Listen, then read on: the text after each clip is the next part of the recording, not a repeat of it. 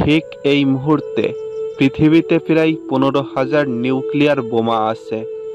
যদি কোনো দেশের মধ্যে শক্তিশালী পারমাণবিক যুদ্ধ বেঁধে যায়, অথবা যদি দুর্ঘটনাবশত এর মধ্যে মাত্র কয়েকটা বোমা একসাথে বিস্ফোরিত হয়, তাহলে পৃথিবী থেকে মানবজাতি প্রায় শেষ হয়ে যাবে। পুরোপুরিভাবে শেষ না হলেও ধ্বংসের শেষ প্রান্তে পৌঁছে যাবে আমাদের এই সুন্দর জীবন ক্রিয়া। পৃথিবী আর পৃথিবীর মতো থাকবে না, হয়ে যাবে সায়েন্স ফিকশন সিনেমার কোনো বসবাসের অযোগ্য রুক্ষ মরুভূমির মতো। তৃতীয় বিশ্বযুদ্ধ হলে কি হবে বলে আপনার ধারণা? নিশ্চয়ই এটাই বলবেন যে সকলে মারা যাবে, পৃথিবী মানব শূন্য হয়ে যাবে। তাই তো, আসলে তেমনটা হবে না।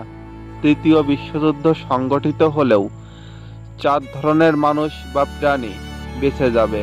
নাম্বার 1, শক্তিশালী দেশের প্রেসিডেন্টরা বেঁচে থাকবে, কারণ তাদের অ্যান্টি নিউক্লিয়ার শেল্টার বানানো থাকে। নাম্বার 2, যারা মহাকাশে রয়েছে তারাও বেঁচে যাবে। নাম্বার 3, তেলাপোকা, এরা সব ধরনের বৈচিত্র্যময় পরিবেশে বেঁচে থাকতে পারে।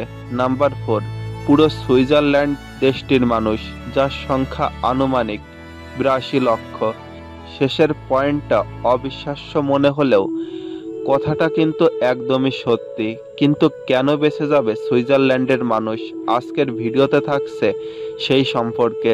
বন্ধুরা, ভিডিওটি অবশ্যই শেষ পর্যন্ত দেখবেন এবং আমাদের চ্যানেলে নতুন দর্শক হয়ে থাকলে সাবস্ক্রাইব করে বেল বাটন অন করে রাখুন সবার আগে এমন রোমাঞ্চকর ভিডিও পেতে।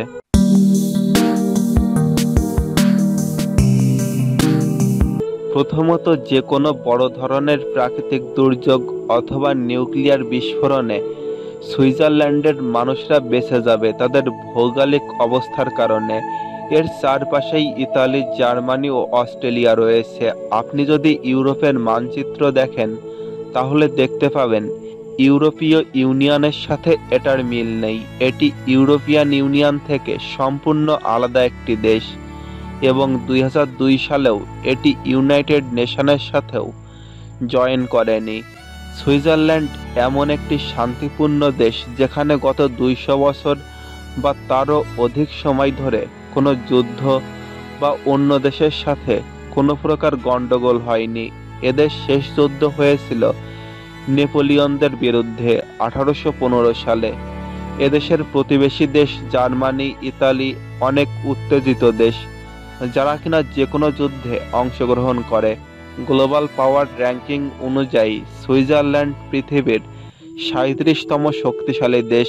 এদের কোনো সুপার পাওয়ার নেই, এমনকি এরা তেমন শক্তিশালীও দেশ না।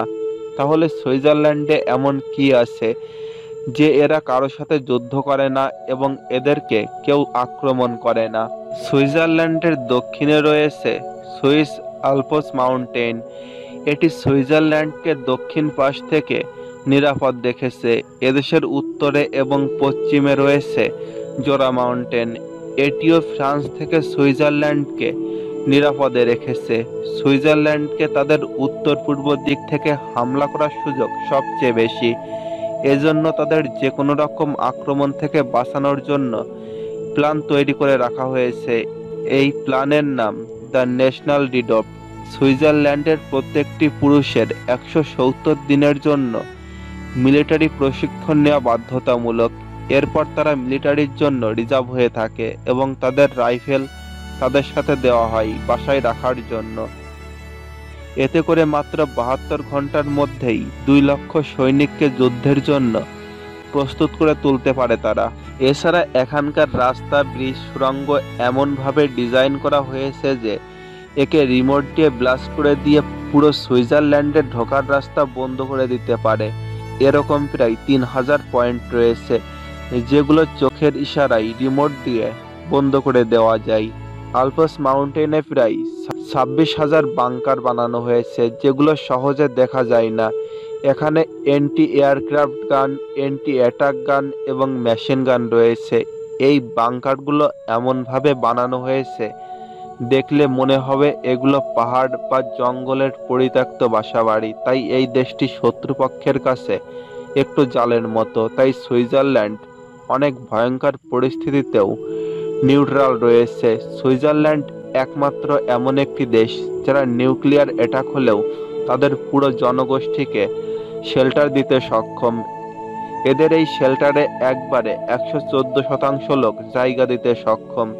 সুইজারল্যান্ডের সবচেয়ে পুরনো বাড়িগুলোও 1978 সালে বানানো এবং এগুলোর প্রত্যেকটাই নির্দিষ্ট নিয়মের মধ্যে বানানো হয়েছে, যেখানে কিনা প্রত্যেকটা বাড়িতে নিউক্লিয়ার শেল্টার থাকা বাধ্যতামূলক। এটি 700 মিটার দূরের 12 মেগাটন নিউক্লিয়ার ব্লাস্টকেও খুব সহজেই প্রতিরোধ করতে সক্ষম। পুরো সুইজারল্যান্ডে 86,000-এর বেশি বিল্ডিং রয়েছে যেগুলো নিউক্লিয়ার প্রতিরোধক এবং আনুমানিক হিসেবে এসব শেল্টারে মানুষ 4 মাস স্বাচ্ছন্দ্যে থাকতে পারবে। সুইজারল্যান্ডে যে কোনো নিউক্লিয়ার যুদ্ধে শুধু এদেশের জনগণই নয়, একই সাথে আশেপাশের কিছু মানুষকেও জায়গা দিতে পারবে। মানবসৃষ্ট দুর্যোগের সভ্যতার ধ্বংসপ্রান্তে গিয়েও মানুষ আশ্রয় নিতে পারবে সুইজারল্যান্ডের কাছ থেকে। বন্ধুরা, ভিডিওটিতে অবশ্যই একটা লাইক দিবেন এবং ভিডিওটি সম্পর্কে যদি কোনো মতামত থেকে থাকে তো অবশ্যই কমেন্ট করে জানাবেন এবং অবশ্যই আপনার বন্ধুদের সাথে ভিডিওটি শেয়ার করবেন। তো দেখা হবে পরবর্তী কোনো নতুন এপিসোডে।